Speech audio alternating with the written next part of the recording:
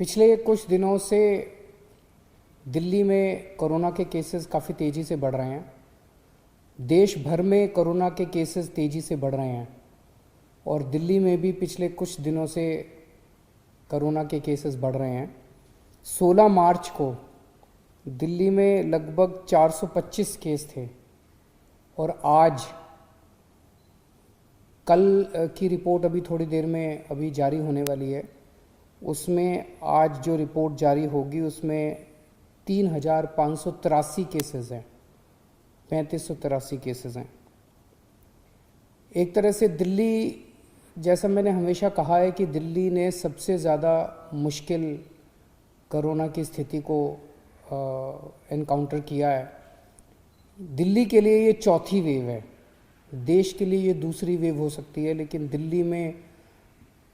दिल्ली के लिए ये चौथी वेव है, चौथी पीक हम लोग एनकाउंटर कर रहे हैं।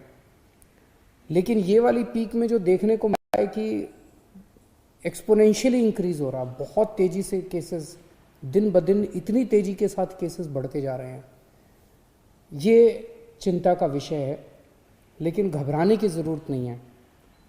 हम सरकार में इस स्थिति के ऊपर पूरी नज़र रखे हुए हैं और जो भी उचित कदम उठाने की ज़रूरत है वो सभी कदम हम लोग उठा रहे हैं।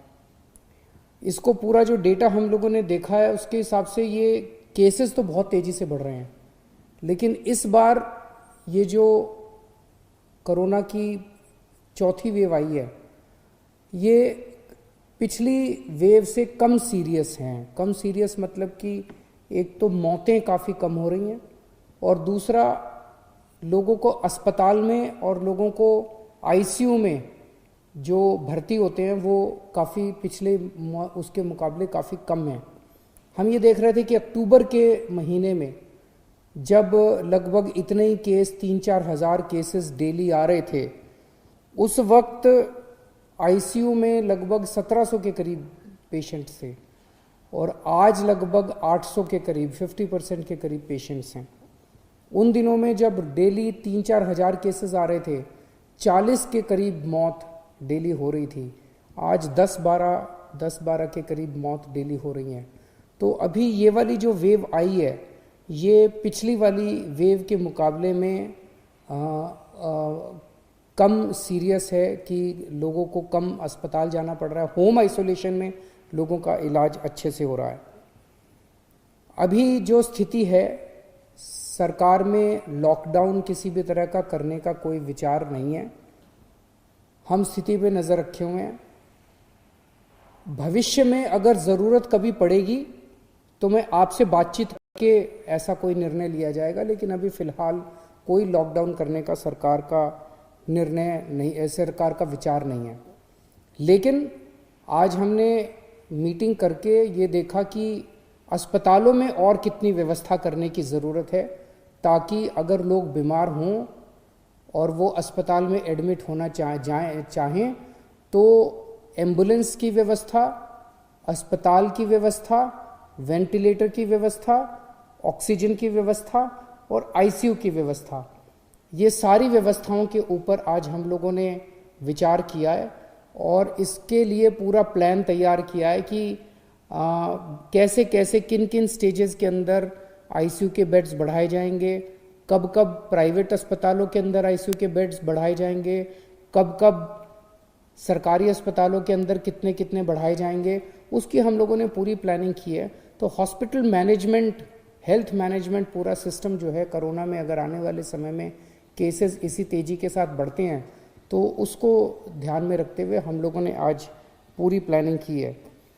मुझे लगता है कि हमारे सामने मोटे मोटे तौर पे 3 काम हैं। एक, इसको फैलने से किस तरह से रोका जाए, जिसमें हम हमेशा कहते हैं टेस्ट, ट्रेसिंग एंड आइसोलेशन। उसको बहुत एग्रेसिवली अब किया जा रहा है और जहाँ जहाँ कंटेनमेंट जोन्स बनाने की ज़रूरत है वहाँ कंटेनमेंट जोन्स बनाए जाएंगे और इसको फैलने से रोकने की कोशिश की जाएगी। लेकिन इसमें सरकार का रोल तो शायद बहुत कम है। सबसे बड़ा रोल जनता का है, सबसे बड़ा रोल आपका है। हम दिल्ली वालों ने पिछली 3 पीक्स को कितनी खूबसूरती के साथ टैकल किया और हम कामयाब हुए। मैं आज आपसे सबसे हाथ जोड़ के प्रार्थना करता हूं कि फिर से वापस मास्क पहनना चालू कर दीजिए। इसको मास्क को यही एक चीज़ है, मास्क पहनना, सोशल डिस्टेंसिंग और अपने हाथ लगातार धोना। ये अगर हम करेंगे तो इसको फैलने से रोक सकते हैं। दूसरी चीज़ है हॉस्पिटल मैनेजमेंट की। अगर हम बीमार हो जाएं तो हमारे लिए उचित हॉस्पिटल में जगह होनी चाहिए, हमारे अच्छा इलाज होना चाहिए। उसके ऊपर सरकार उचित कदम उठा रही है। और तीसरा है वैक्सीनेशन। वैक्सीनेशन के ऊपर सरकार पूरा ध्यान दे रही है। हमें लगता है कि जितना ज़्यादा वैक्सीनेशन किया जाएगा उतना ज़्यादा इस बीमारी पे काबू पाया जा सकता है। हमें खुशी है कि केंद्र सरकार ने 1 अप्रैल से 45 साल से ऊपर की उम्र वालों के वैक्सीनेशन की इजाज़त दे दी है। कल हम लोगों ने 71,000, दिल्ली में 71,000, हमारी कैपेसिटी अब 96,000 की हो गई है, 71,000 वैक्सीनेशन किए। हमें 2 दिक्कतें आ रही हैं। एक तो ये कि केंद्र सरकार ने गाइडलाइन की है कि जहां भी वैक्सीनेशन होगा वो केवल और केवल अस्पताल या हेल्थ फैसिलिटीज़ के अंदर हो सकता है। उसमें शुरू में ये डर था कि अगर वैक्सीनेशन के कुछ साइड इफ़ेक्ट हो गए, कोई रिएक्शन हो गया, तो वहाँ पे तुरंत कोई फैसिलिटी होनी चाहिए ताकि उसका इलाज किया जा सके। लेकिन अब तो 4 महीने हो गए, 3 महीने हो गए लगभग वैक्सीनेशन करते हुए। कल बता रहे हैं 71,000 हमने वैक्सीनेशन किए, जिसमें 4 लोगों को थोड़ा बहुत वो हुआ रिएक्शन वगैरह, और वो ठीक हो गए। घंटे 2 घंटे के अंदर वो लोग ठीक हो गए। तो अब ये तो सामने आ गया कि ये सेफ़ है। तो अगर ये सेफ़ है तो केंद्र सरकार अगर हमें मास लेवल पे वैक्सीनेशन करना अलाउ करे तो हम कम्युनिटी सेंटर्स में, स्कूलों के अंदर, मतलब कई 100 हज़ारों हम फैसिलिटीज़ क्रिएट करके इसको युद्ध स्तर के ऊपर वैक्सीनेशन ड्राइव शुरू कर सकते हैं। और अगर युद्ध स्तर के ऊपर वैक्सीनेशन ड्राइव शुरू की गई तो मुझे लगता है कि कोरोना को कंट्रोल करने में हम लोगों को मदद मिलेगी। उसकी हम पूरी, इसके बारे में उचित व्यवस्था की जा सकती है कि जहाँ जहाँ करेंगे हम एम्बुलेंस का इंतज़ाम कर दें, वो तुरंत कोई फर्स्ट एड का इंतज़ाम कर दें, उनको अगर किसी को बाई चांस कोई रिएक्शन वगैरह होता है तो उसको देखभाल करने का इंतज़ाम किया जा सकता है। लेकिन अगर हम नॉन हेल्थ फैसिलिटीज़ में अलाउ नहीं करेंगे तो इसकी एक सीमा है जिसके बियॉन्ड हम नहीं जा पाएंगे। और दूसरा ये कि अब ये उम्र 45 साल की उम्र वाला क्लॉज हटा के और सारी जनता को एक साथ वैक्सीनेट, युद्ध स्तर के ऊपर वैक्सीनेशन करने का कार्य कर देना चाहिए ताकि हमें सबको इससे निजात मिल सके, कोरोना से निजात मिल सके। तो मैं उम्मीद करता हूं कि केंद्र सरकार इसको पूरे गौर करेगी और युद्ध स्तर के ऊपर राज्य सरकारों को अपने स्तर पे वैक्सीनेशन करने की इजाज़त देगी। और अंत में मैं जनता से अपील करना चाहता हूं कि दिल्ली की जनता ने बड़े बड़े काम करके दिखाए हैं और ये चौथी वेव भी हम लोग ज़रूर इस पे काबू पाएंगे।